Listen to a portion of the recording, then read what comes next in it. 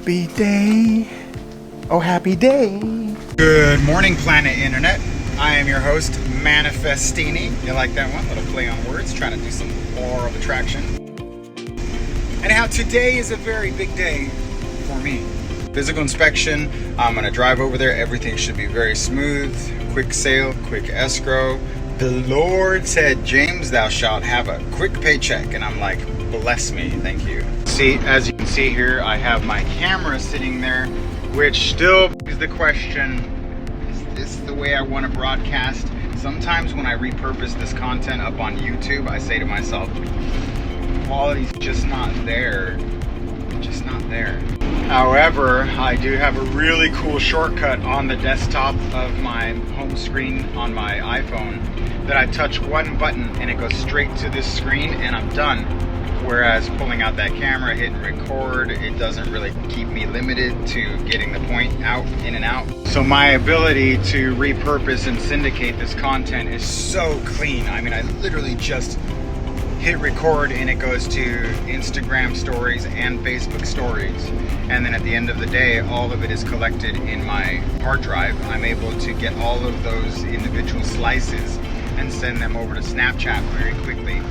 Although I know I shouldn't be doing it sideways like this. Many people look at this and I'm not even sure that any of you guys care about this, but I'm gonna explain it anyhow.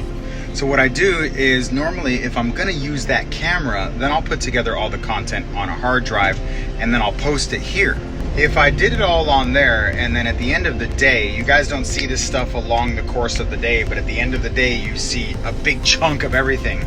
So Nicole says that at the end of the day, she does not like watching, 3 to 5 minutes worth of content. She just doesn't appreciate the way the content is delivered sometimes, especially on Snapchat. Because what I'll do is I'll take all of everything I'm doing here on Instagram, compile it, and then I'll throw it up on Snapchat. So realistically, you could have 5 to 8 to 10 minutes worth of content to watch on Snapchat. She's like, I don't like doing it this way. Does that bother you, having to watch content? Or if it's valuable content, then you do like watching it, so you don't mind sitting through 50 little stories? Did that question come out right?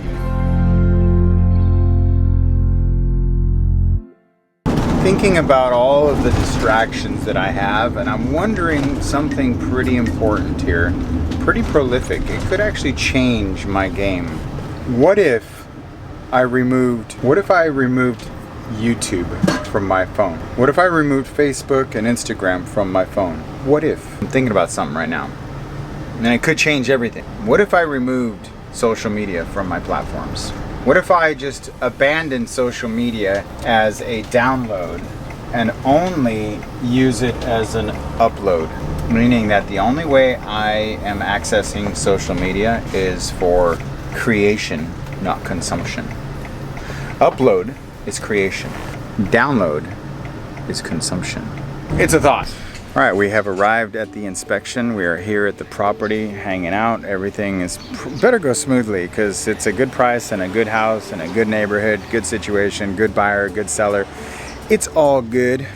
But turns out that the investor who bought this house is super fascinated in YouTube videos and wants to know more about doing it. And he wants to start documenting, and he's thought about it a lot. I go, man, just let me help you out. And the inspection's going fine. The seller is at home, not at the property. The buyer left and the inspector is there by themselves to finish out the inspection. It's a very small house.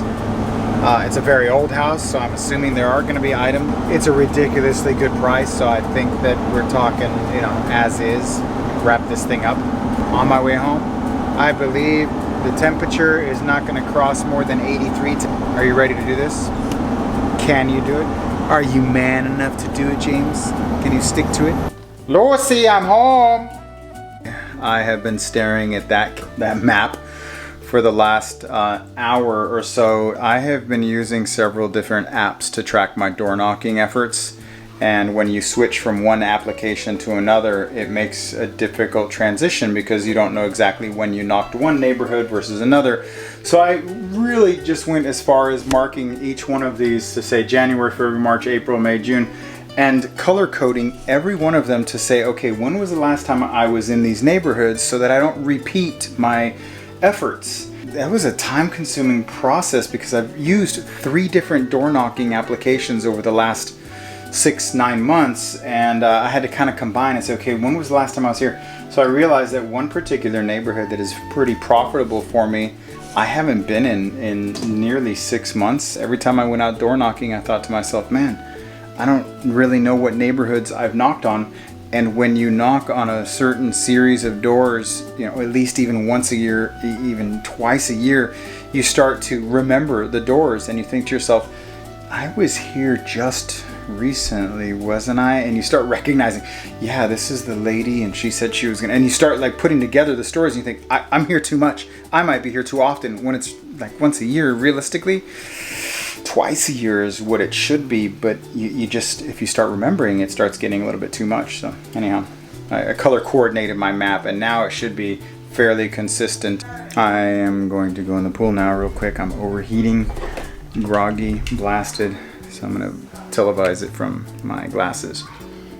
Next couple of scenes will be shot on the Snapsicles, just so you know. In and out, Jenny. Daddy!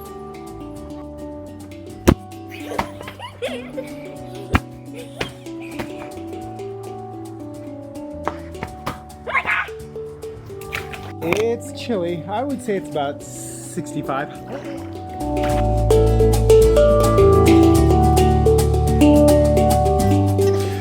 My brain and my eyeballs are fried.